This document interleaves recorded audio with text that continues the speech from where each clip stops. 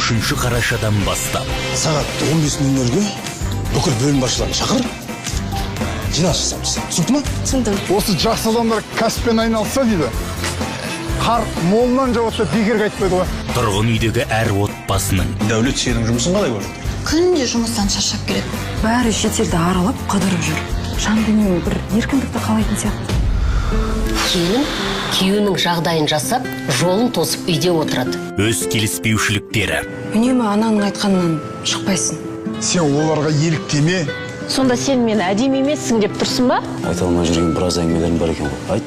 жасырын жұмбақтары, Сізге қонақтар келіп тұр. Әке-шеңіз сіздің өтірік банкте жұмыс істейтініңізді біліп қойыпты. Ай, Дәулет. сырлары мен мұңдары бар. Жұмағың мен болам, жүрекпен тең болам, сенің сыйлығың үшін құшақты кең болам. Тұр, жуын. Жаныма ем Келген кеткеннің барлығынан қызғанатын болдың ғой сен. Сұлусың. Сұлусың. Қызғалдақ телехикаясы. Бұл үйді мен бекерден таңдаған жоқпын ғой. Қызғалдақ тұрғын үй кешенінде отырады. Мен де жаным аты қызғалдақ. сенің өкпеңе қажет өзімді тем 13 қарашадан бастап Сағат 15:00-ге бүкіл бөлім басшыларын шақыр.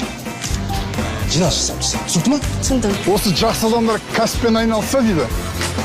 Қар молынан жауатса бекерге айтпайды ғой. тұрғын үйдегі әр отбасының Дәулет сенің жұмысын қалай көрді?